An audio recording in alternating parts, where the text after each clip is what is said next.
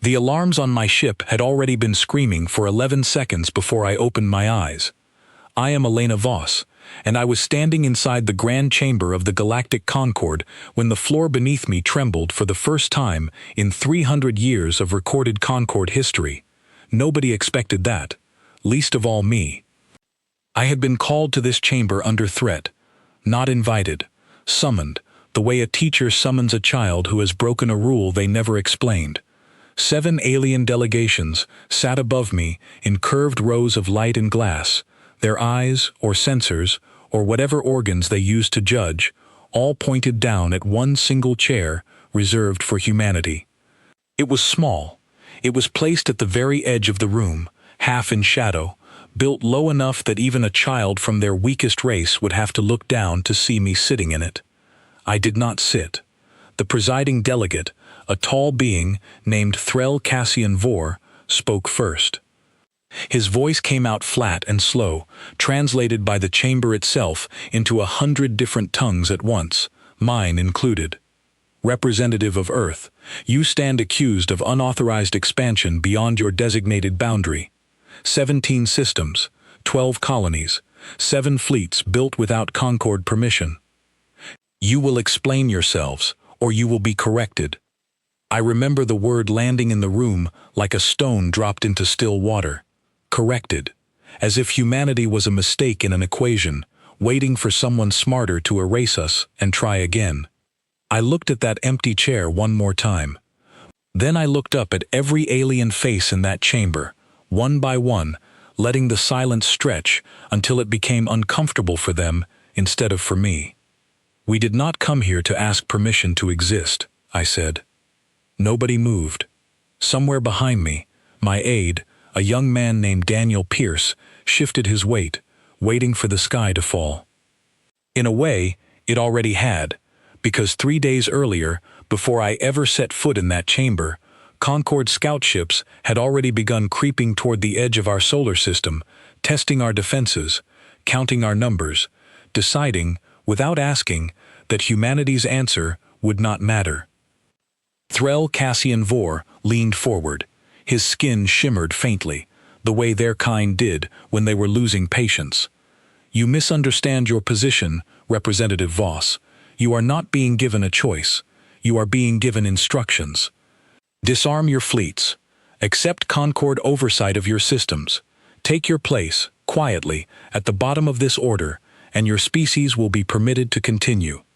I felt the weight of every human who had ever looked up at the stars and wondered what waited for us out there. I thought about the scientists who spent their whole lives building the first jump engine out of half-broken parts salvaged from a crashed alien scout ship, back when Earth barely understood what a star drive even was. I thought about how far we had come in less than a century since that first contact, a contact that had nearly destroyed us, and how every single step forward had been paid for by people who refused to lie down. You built that chair for us to prove a point, I said, gesturing to the empty seat behind me. That we are small, that we are new, that we should be grateful for a place at your table at all. Threl's expression did not change, but something in the chamber did. A murmur passed through the higher rows, quiet, uncertain. The sound of beings who were used to obedience hearing something else instead. I will not sit in that chair, I said, not because I think we are better than anyone in this room, but because no one in this room has earned the right to decide where we are allowed to stand. For a moment, I thought they might simply end the meeting there. Concorde law allowed for exactly that, a single sentence of dismissal that could end negotiations and authorize direct action against a non-compliant species. I had read every line of that law on the journey here, memorized by candlelight, because our own ship's power reserves were too valuable to waste on something as small as reading. Instead, Threl rose from his seat, tall and pale under the chamber's cold light, and delivered the sentence I had been dreading since the moment our transport ship crossed into Concorde space. Then Earth will be corrected. The chamber doors opened behind me before I even finished processing the words. 2 armed escorts, tall and silent, moved to walk me out, not as a guest anymore, but as a threat that needed removing. I did not fight them. I did not need to. My part in that chamber was already finished. The real answer to Threl Cassian Vor was not going to come from my mouth. It was going to come from Earth itself. 3 hours later, as our transport ship pulled away from the Concorde homeworld, I received the message I had been waiting for since we left Earth 11 days earlier. It came through in short, clipped military code from Fleet Command back home, sent by a woman named Grace Ellison, one of the sharpest tacticians humanity had ever produced. Concorde vessels detected at the edge of the Kuiper Belt. 3 cruisers, approaching our automated defense grid. Awaiting your orders, Commander. I stared at that message for a long moment, feeling the old, familiar mixture of fear and something close to relief. Fear, because I knew exactly what those cruisers were capable of on paper. Ships built by a species that had been flying between stars since before humans learned to farm the land. Relief, because for the first time in 3 days, someone else besides me was finally allowed to speak for humanity, and this time the answer would not be spoken in words at all. I closed my eyes and typed back 4 words, the same 4 words I had said in that chamber, translated now into orders instead of defiance. Hold the line. Don't kneel. Behind me, through the small viewport of our departing transport, the golden dome of the Concorde homeworld shrank into the dark. Somewhere far beyond it, at the edge of a small, unremarkable solar system that the galaxy had decided did not matter, 3 alien cruisers were about to learn exactly how wrong that decision had been. I did not know yet how the battle would end.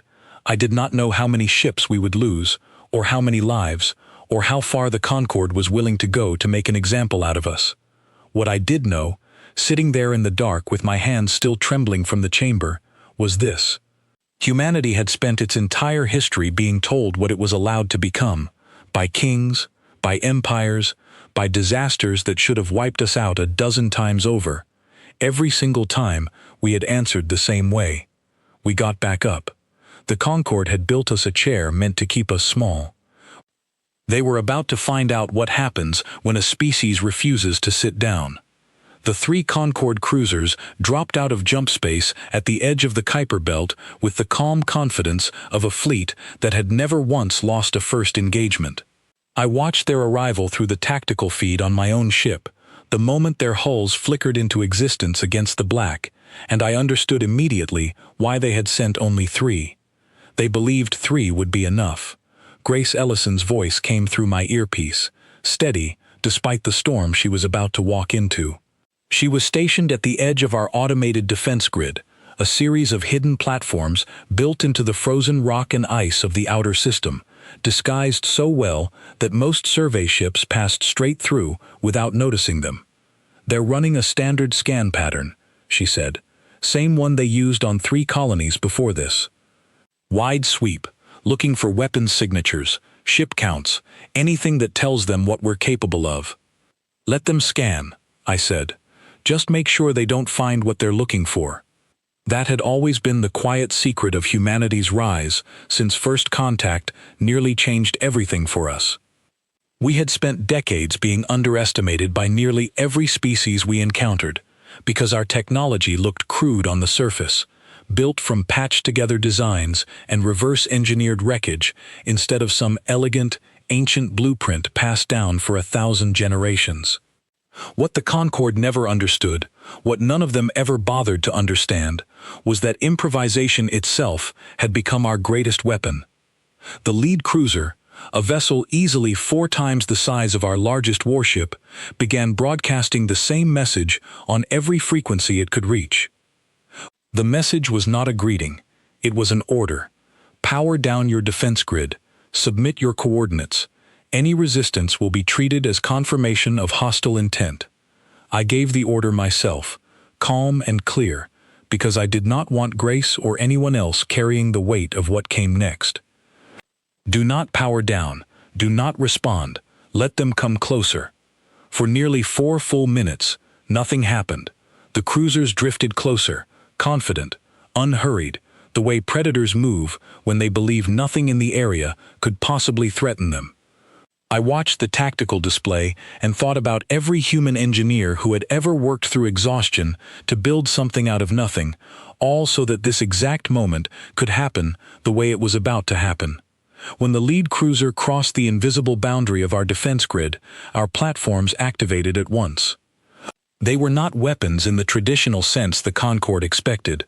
We had learned, through hard and painful experience during the earliest years after first contact, that meeting a superior fleet head-on in open combat was a losing strategy every single time.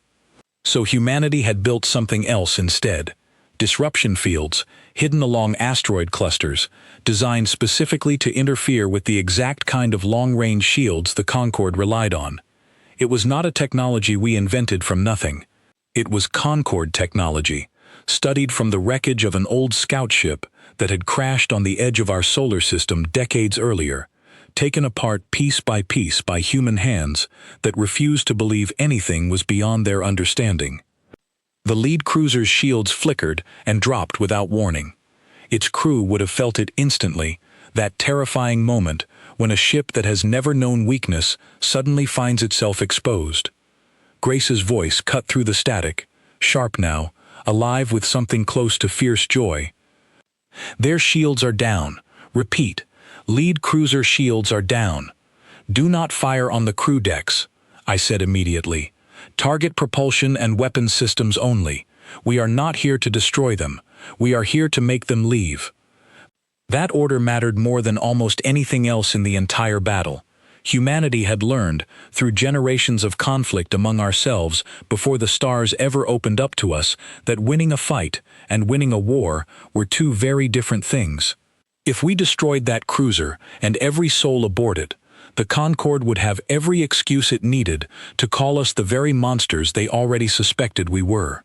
If we disabled it, sent it home broken but alive, we would send a message that no amount of destruction could ever properly deliver. We are not afraid of you.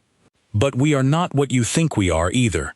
The battle that followed lasted less than 9 minutes, though it felt, to everyone involved, like it stretched across hours.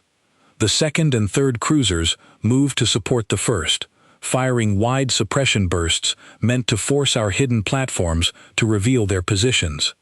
It nearly worked. One platform, stationed too close to the enemy's scanning range, took a direct hit and went dark, and for one terrible second I thought we had lost the operators inside it.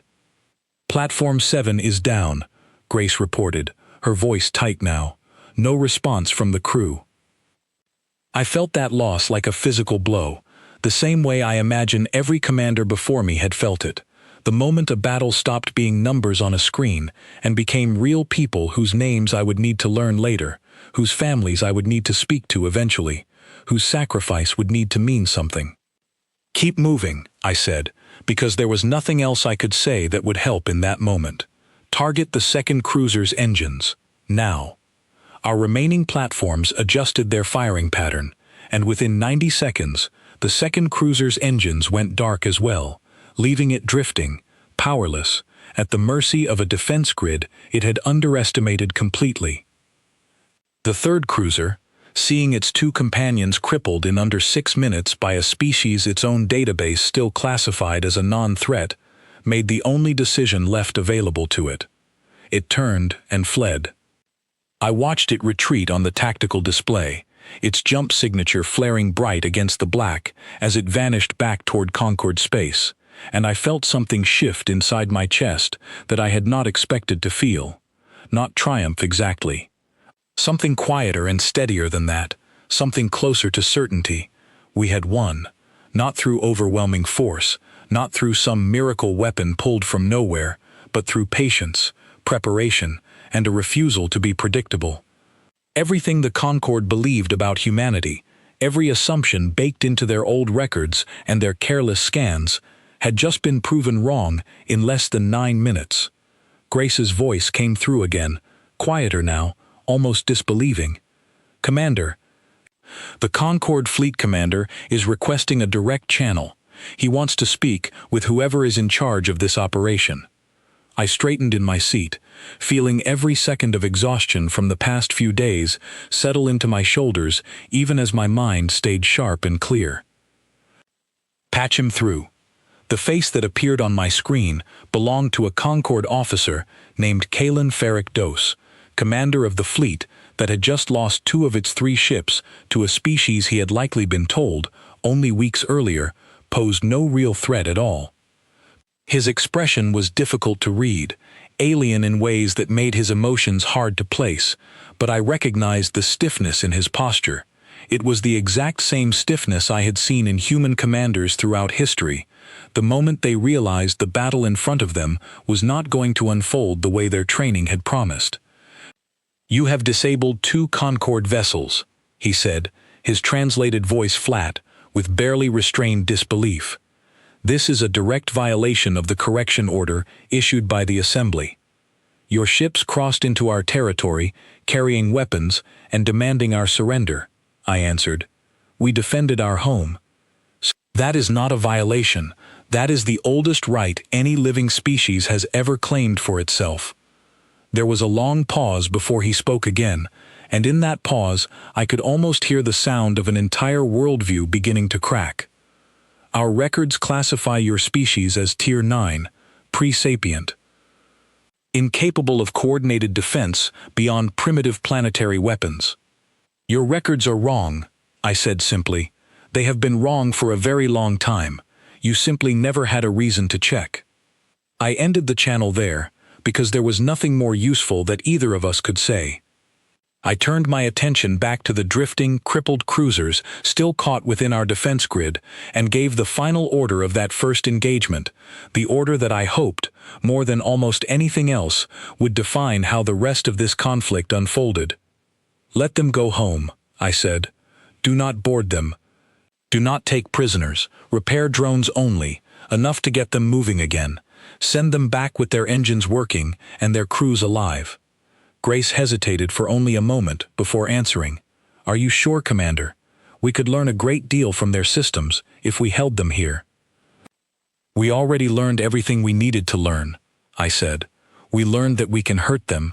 Now we need them to understand something even more important. We are not doing this because we want a war. We are doing this because we will not lose one." As the 2 damaged cruisers limped back toward Concord space under their own power, repaired just enough to survive the journey, I allowed myself, for the first time since stepping off that transport ship at the Concord homeworld, a single slow breath of something close to relief. The galaxy had sent 3 ships to correct us. We had sent 2 of them home broken, and 1 of them running, carrying with it a message far louder than any words I could have spoken in that chamber. Humanity was not going to be corrected. And whatever the Concord decided to send next, we were going to be ready for that too. 6 days after the battle at the Kuiper Belt, I was summoned back to the Concord homeworld. This time, the summons did not come with threats attached. It came with something far stranger, a request, carefully worded, for what they called a clarification hearing. I almost laughed when I read it. A hearing implied that the Concord still believed they were the ones asking the questions. What they did not yet understand was that the questions had already changed. I brought 2 people with me this time, instead of traveling alone. Daniel Pierce, my aide, whose steady presence had kept me grounded through every impossible moment since first contact, reshaped our entire species. And Grace Ellison, who had earned her place at my side after leading our defense grid to victory against odds that should have crushed us. Neither of them said much during the journey. There was not much left to say. We all understood what was coming. The grand chamber looked exactly the same as it had 6 days earlier, cold light pouring down from high above, rows of alien delegates arranged in careful order according to rank and influence. The only thing that had changed was the atmosphere itself. Where before there had been condescension, thin and barely hidden, now there was something closer to caution. A few of the delegates would not meet my eyes as I walked to the center of the chamber.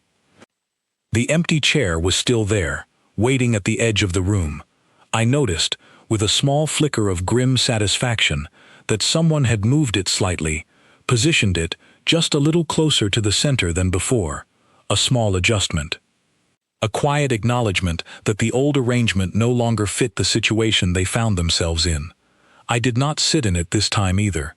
Threll Cassian Vor rose to address the chamber, though his voice carried none of the sharp confidence from our first meeting. Representative Voss, the Assembly requests an explanation for the events at your system's outer boundary. You sent 3 warships to force our surrender, I said. We defended our home. I do not believe there is anything left to explain. A murmur rippled through the chamber, and this time it was not confusion. It was something closer to debate, delegates leaning toward each other, exchanging quiet words in languages I did not understand, though the tone needed no translation. Doubt had entered that room, and doubt, once it takes root among beings who have spent centuries assuming they understood every threat in the galaxy, spreads quickly. A new delegate rose from the upper rows, an elder from a species I did not recognize, her skin patterned in slow shifting colors that seemed to respond to her own emotions. She introduced herself as Counselor Naira Sel Adan, and unlike Threll, her voice carried something that almost sounded like genuine curiosity. Representative Voss, I would like to understand something, if you will permit me. Our archives contain records reaching back nearly 4,000 of your years. In all that time, we have catalogued the rise and fall of over 200 spacefaring civilizations. Every single one of them, without exception, either destroyed themselves before reaching the stars or arrived here already broken by their own conflicts, easily absorbed into Concord order within a generation. She paused, studying me carefully. Your species should not exist in its current form. Our own projections, made shortly after first contact with your people, gave humanity less than a 30% chance of surviving another century without either total collapse or complete submission to outside control. And yet here you stand, refusing both outcomes entirely. I would like to know why. I felt the weight of that question settle over the entire chamber, and for the first time since arriving on this world, I understood that I was not being asked to defend myself. I was being asked to explain something the Concord had never managed to understand about any species they had ever encountered. Because we have already survived worse than you, I said. The chamber went completely silent. Long before your scout ships ever found us, I continued, humanity spent thousands of years nearly destroying itself over and over again. We fought wars that killed tens of millions of our own people. We built weapons capable of ending all life on our planet, and somehow, through sheer stubbornness and the refusal of enough people to give up, we never used them completely. We survived plagues that wiped out a third of entire continents. We survived ice ages, famines, empires rising and collapsing into ruin, and every single time, when everything should have ended us, we rebuilt. Not because it was easy, because giving up was never an option we allowed ourselves to consider. I looked directly at Counselor Naira Sel Adan as I spoke, because something in her expression told me she was actually listening, not simply waiting for her turn to respond. You measure threats by fleet size and weapon strength, I said. You never once considered measuring us by how many times we have already been broken and refused to stay that way. That is the mistake every single species who tried to correct us throughout our own history has made. And it is the same mistake the Concord is making right now. Threll Cassian Vor's composure finally cracked, just slightly, the shimmer along his skin flickering faster than before. This is meaningless posturing. Your history means nothing beyond your own world. You are a Tier 9 species facing a Concord that has maintained order across this galaxy for millennia. Then perhaps, Naira said quietly, cutting across him before I could respond, it is time we examined why our own archives classify Earth the way they do. She gestured, and a holographic display flickered to life above the center of the chamber, ancient text scrolling across it in symbols I did not recognize, though a translation stream ran alongside it for my benefit. I read the words slowly, feeling something cold settle into my chest as their meaning became clear. It was an old Concord record, buried deep in an archive that predated even Threll's own species joining the assembly. A warning, written by scholars who had studied thousands of civilizations across countless star systems, describing a category of species so rare that most delegates in that chamber had clearly never heard of it before that moment. Tier 0. Wildcard Classification. A species capable of surviving prolonged internal conflict without either self-destruction or external collapse, emerging instead with accelerated technological and strategic adaptation. Historically dismissed as theoretical, as no confirmed example has ever been recorded within Concord territory, until now. I stared at those words, and for the first time since stepping into that chamber, I understood something that even I had not fully grasped until that exact moment. The Concord had not simply underestimated humanity out of arrogance. They had built an entire framework of galactic order around the assumption that species like us could not exist, because if we did exist, everything they believed about their own supremacy would need to be questioned. This record was sealed for over 1,000 years, Naira said, her voice carrying clearly through the silent chamber, dismissed as an outdated theory from a less advanced era of Concord scholarship. I requested it be unsealed the moment I learned of the engagement at your system's boundary, because something about your species' behavior did not match any classification I had ever studied. Threll's voice, when he finally spoke again, had lost nearly all of its earlier authority. Even if this classification proves accurate, it changes nothing about the correction order already issued by this assembly. It changes everything, Naira said, turning to face him directly. We are not simply dealing with a young species that requires guidance. We may be dealing with the very thing our ancestors warned us about and hoped, foolishly, that we would never actually encounter. I let the silence stretch a moment longer before speaking again, because I understood now that every word I said in this chamber would carry weight far beyond this single meeting. I did not come here today to threaten anyone, I said. I came here because 6 days ago your fleet tried to force my species into a position of permanent submission, and we refused. That refusal was never about pride. It was about survival. The same survival instinct that has carried humanity through every disaster our own history ever threw at us. I turned slowly, taking in the entire chamber, every delegate, every alien face, watching me with an intensity that had not existed during our first meeting. You built an empty chair for us because you believed we belonged at the bottom of your order. I am telling you now, as clearly as I can, that humanity will never occupy that chair. Not because we believe we are better than any species in this room, but because no civilization that has spent its entire existence clawing its way back from the edge of extinction will ever again allow itself to be told where it is permitted to stand. Naira studied me for a long moment before speaking again, her voice quieter now, almost thoughtful. What is it you are asking of this assembly, Representative Voss? Nothing, I said. We are not asking for anything. We are telling you what will happen, regardless of what this chamber decides. Humanity will continue to expand, to grow, to build, exactly as every other species in this room has been permitted to do. If the Concord chooses to accept that reality, we are prepared to build a relationship built on genuine mutual respect. If the Concord chooses instead to continue treating us as a problem requiring correction, we will continue defending ourselves exactly as we did 6 days ago, for as long as it takes.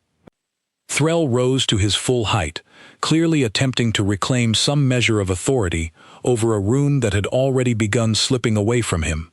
The assembly will reconvene to determine an appropriate response. This session is concluded. As the chamber began to empty, delegates filing out in small clusters, murmuring quietly among themselves in dozens of different languages, Naira Seladan approached me directly, something I had not expected given the formal distance most Concord officials maintained during these proceedings. I do not know what the assembly will decide, she said quietly, her colors shifting slowly across her skin in patterns I still could not fully interpret. There are many among the Council who fear what your species represents, far more than they fear losing face over a failed correction attempt. Fear makes beings dangerous, Representative Voss, in ways that logic alone cannot always predict. I understand that better than you might expect, I said.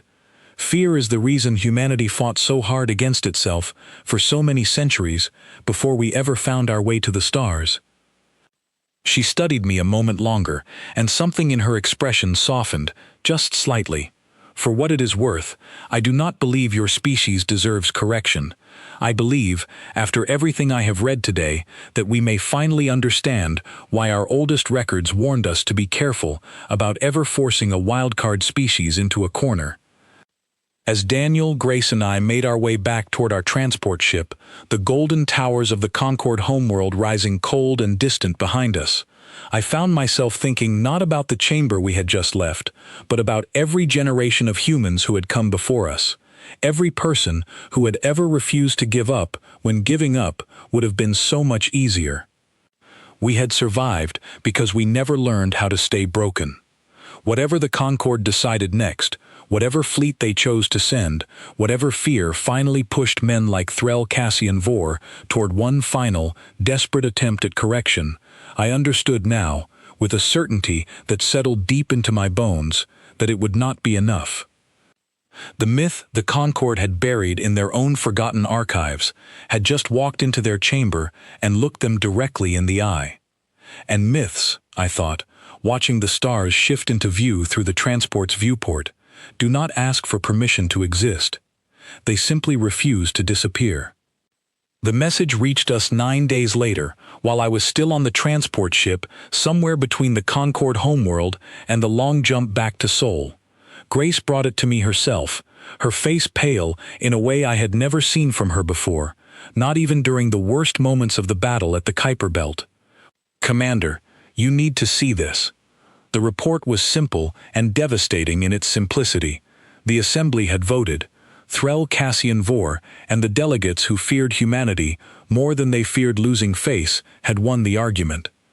A full correction fleet, nearly 40 ships strong, had already launched from 3 separate Concord staging points, converging on a single target with a single purpose: Earth itself.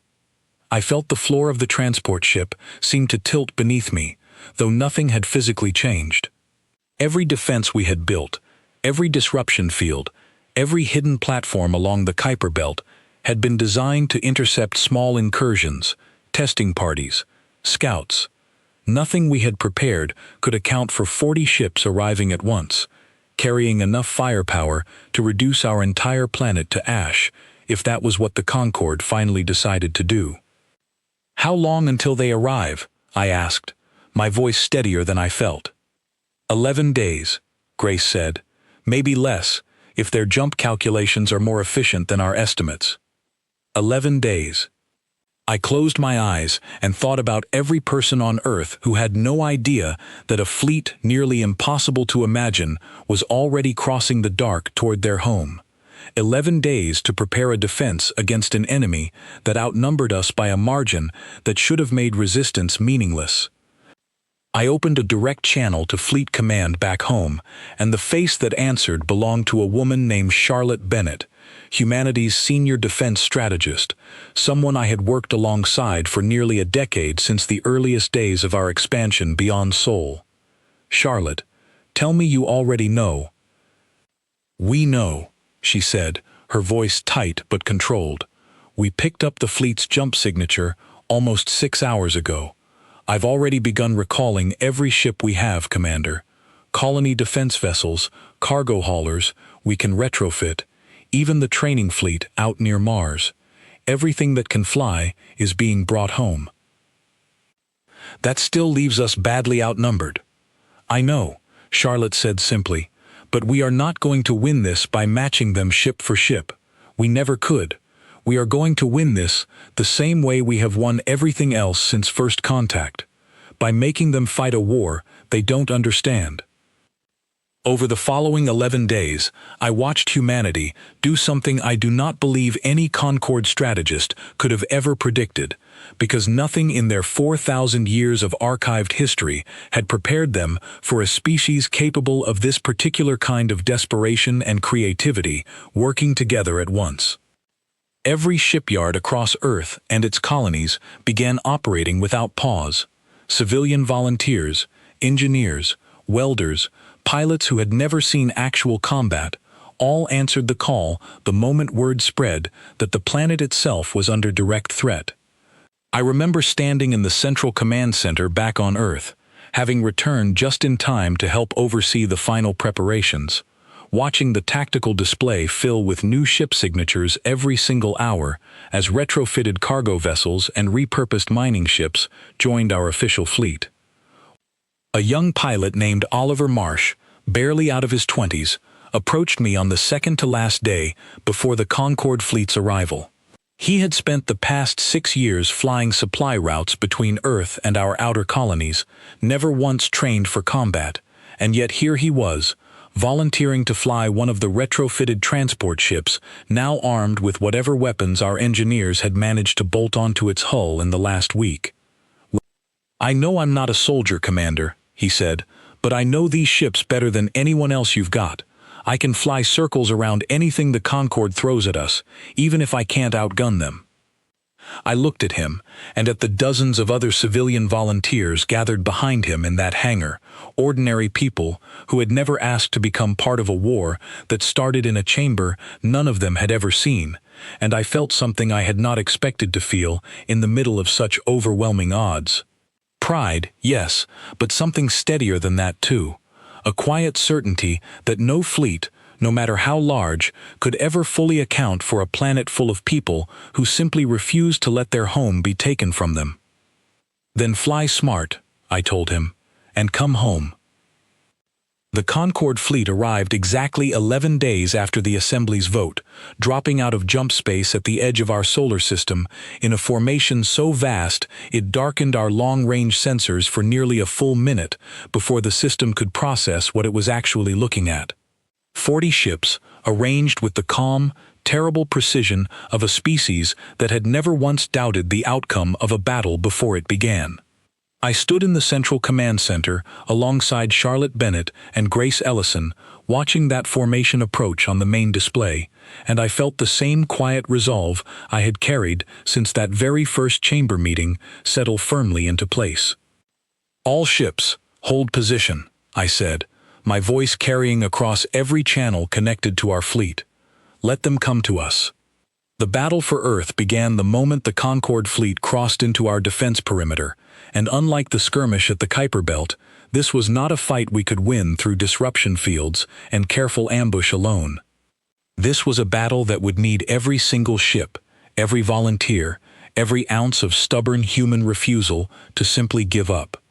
I watched our forward line, made up largely of retrofitted colony ships and cargo vessels, absorb the first wave of Concorde fire, their improvised shields flickering, but holding just long enough to allow our real combat fleet to maneuver into position behind them. It was not an elegant strategy. It was not the kind of tactic that would have appeared in any Concorde military manual, but it worked, because it relied on something the Concorde had never once accounted for in all their centuries of galactic conquest. Humanity did not fight like a fleet that expected to lose. For nearly 3 hours, the battle raged across the edge of our solar system, ships from both sides locked in a desperate, shifting struggle that pushed every single person involved to the very limits of what they believed themselves capable of.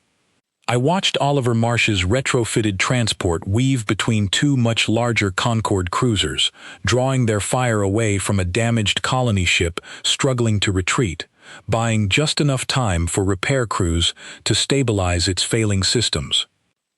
I watched Grace coordinate our scattered fleet with a precision that seemed almost impossible given the chaos surrounding her, finding gaps in the Concorde formation that no algorithm could have predicted, gaps that only became visible because she understood, instinctively, the exact kind of unpredictable maneuvers a desperate, determined human pilot might attempt. And I watched, with a pride that nearly broke through my careful command composure, as ship after ship that should have been overwhelmed within minutes instead held their line far longer than any reasonable calculation would have allowed. It was Charlotte who noticed the shift first, her voice sharp with something close to disbelief as she studied the tactical display. "Commander, look at their formation, their breaking pattern." She was right. The Concorde fleet, so confident and precise at the start of the engagement, had begun showing the first signs of genuine confusion. Their coordinated strikes, designed to overwhelm a fleet that fought predictably, were failing against an enemy that refused to behave the way their own doctrine expected. Ships meant to retreat under pressure, instead pressed forward. Formations meant to hold steady, instead scattered deliberately, forcing Concorde gunners to constantly recalculate targeting solutions that should have remained simple. I made the decision then that I believe, looking back, defined the entire outcome of that battle. I ordered our fastest remaining combat ship, a vessel I had commanded personally during the early skirmishes of our expansion beyond Seoul, to break formation entirely and drive directly toward the Concorde flagship at the center of their formation. "Commander, that's suicide," Charlotte said, though I could hear in her voice that she already understood why I was giving the order. "No," I said, "it's exactly what they don't expect. Every strategy in their archives says a smaller force protects its command structure, stays defensive, tries to survive as long as possible. We are going to do the opposite. We are going straight for the head." I took command of that ship myself, leaving Charlotte and Grace to coordinate the rest of the fleet from Earth's command center. As we cut through the chaos of the battle, weaving between debris and crossfire that should have ended us a dozen times over, I felt something settle inside me that I can only describe as absolute clarity. Every fear I had carried since first stepping into that Concorde chamber, every doubt about whether humanity truly stood a chance against a galaxy that had decided we did not matter, fell away completely. We were not fighting because we believed we would win easily. We were fighting because losing was simply not an option we were willing to accept.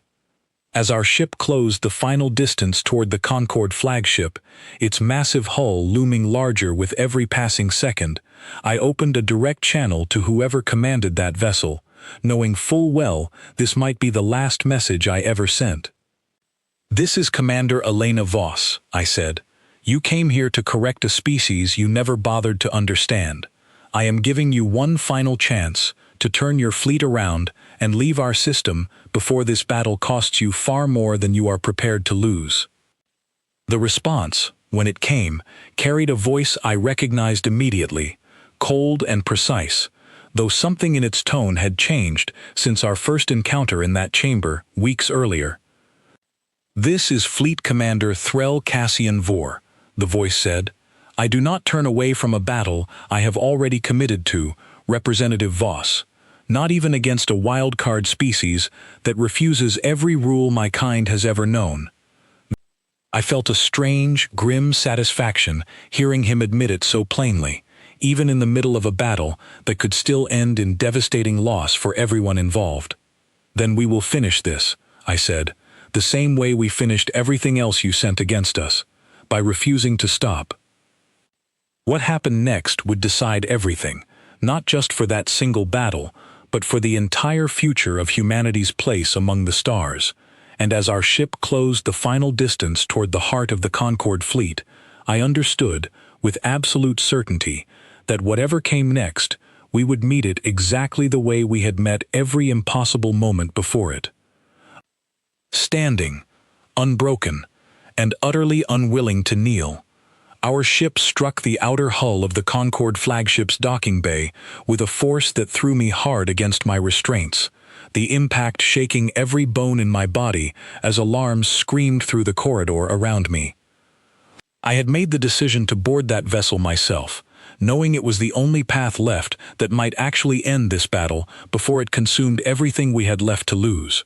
Grace's voice crackled through my earpiece, tight with worry even through the chaos of the ongoing engagement. "Commander, our fleet is holding, but we cannot sustain this much longer." If you have a plan, now is the time. I have a plan, I said, unstrapping myself and grabbing the small boarding team that had insisted on accompanying me, 3 volunteers who had trained for exactly this kind of desperate scenario during the long nights of preparation before the fleet's arrival.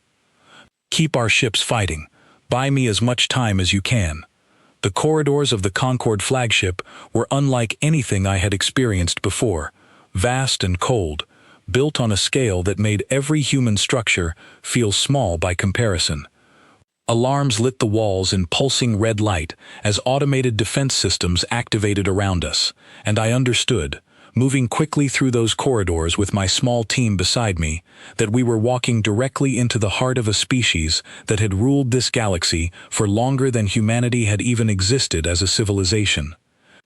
We fought our way toward the command deck, not through overwhelming force, because we had none to spare, but through the same stubborn improvisation that had carried humanity through every impossible moment of this entire conflict. My team disabled security systems using tools built from salvaged Concorde technology, the same technology we had studied and adapted since that very first crashed scout ship decades earlier. Every closed door became an obstacle to solve, rather than a wall to break through. Every patrol became a puzzle, rather than a fight we could not win.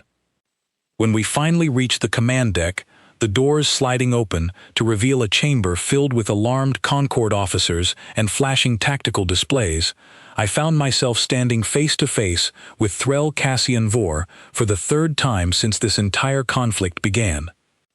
He looked different than he had in that chamber weeks earlier. The calm certainty that had once defined every word he spoke, now replaced with something closer to genuine disbelief. Around him, his officers hesitated, weapons raised but uncertain, clearly unprepared for the sight of a human commander standing calmly in the heart of their own flagship.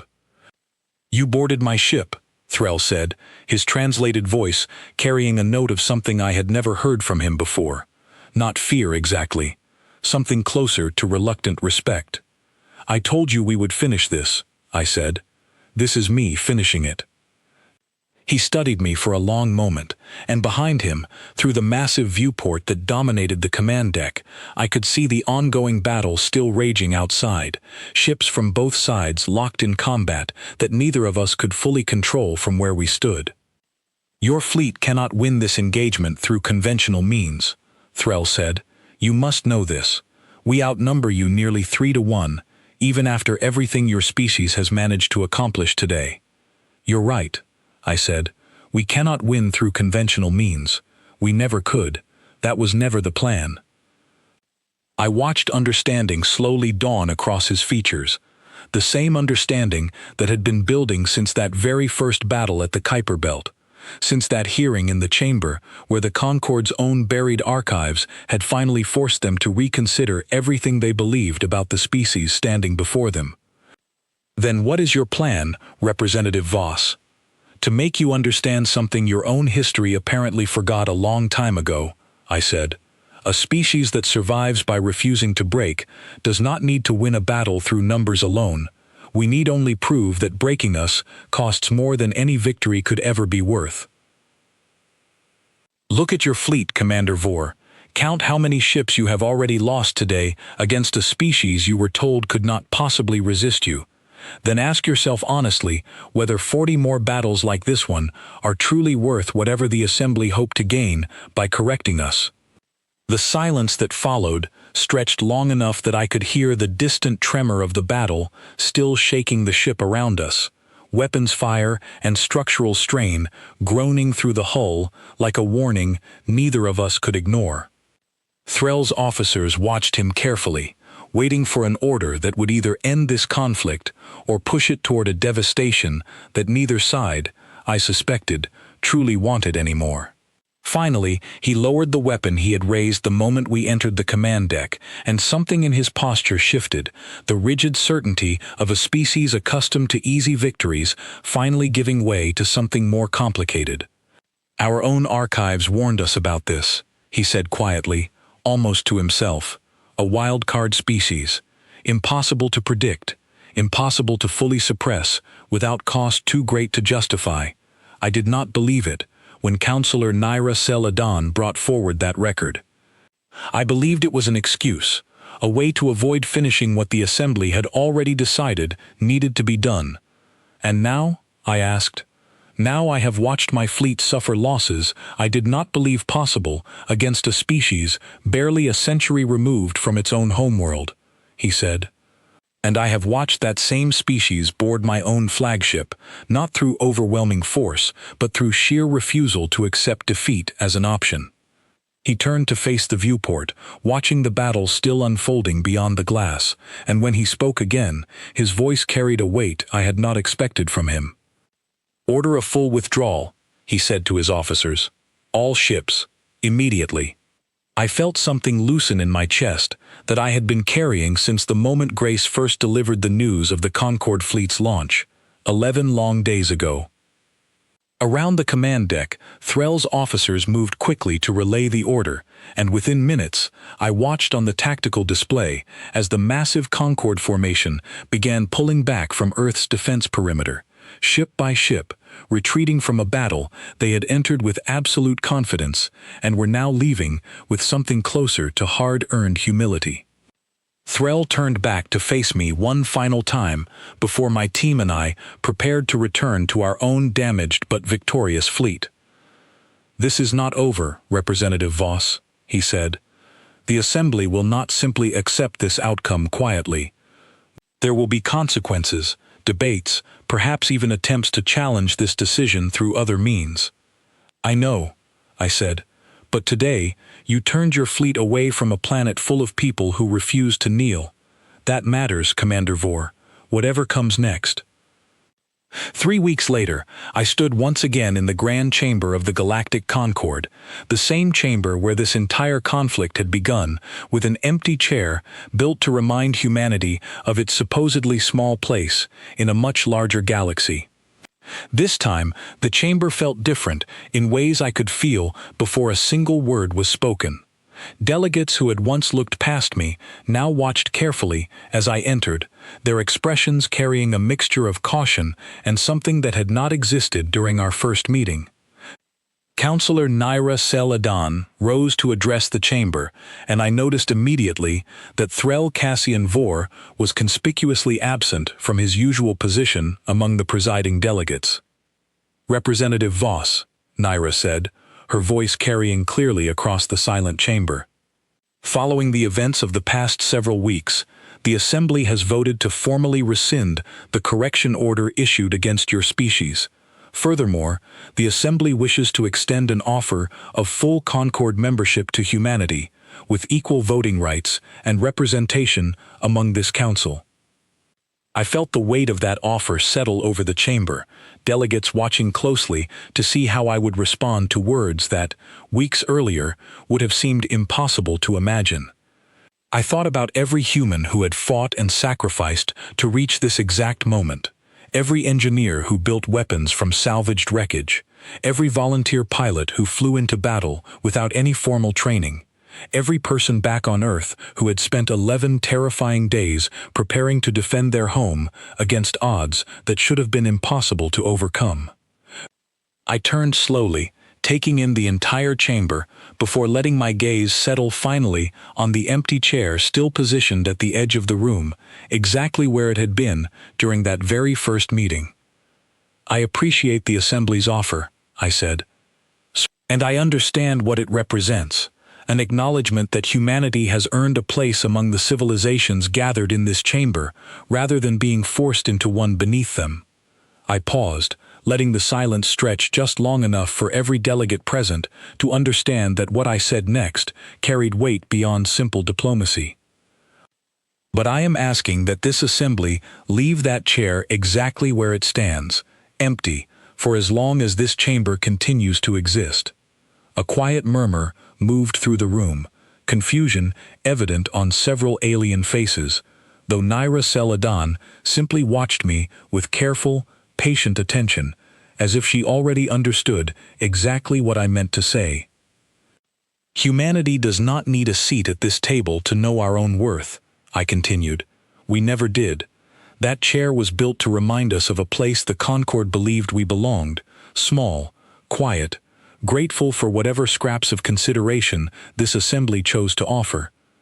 I would like it to remain exactly as it is, a permanent reminder to every species that ever gathers in this chamber of what happens when a galaxy tries to force a people into a shape that was never meant to fit them. I looked around the chamber one final time, at delegates who had once looked down on humanity with barely disguised condescension, now watching me with expressions that ranged from confusion to something I suspected, in more than a few cases, was genuine respect. We are prepared to build a relationship with this assembly based on mutual respect, cooperation, and equal standing, I said. We are prepared to contribute everything humanity has to offer to this galaxy, our knowledge, our resilience, our stubborn refusal to ever stop building something better out of whatever we are given. But we will not sit in a chair built to remind us of our supposed place beneath anyone else. That chapter of our history ends today. Naira Celadon studied me for a long moment before finally nodding, a gesture I had come to understand over the past several weeks, carried genuine respect among her people. "Then let the chair remain," she said, "not as a mark of shame, but as a monument to a lesson this assembly should never have needed to learn the hard way."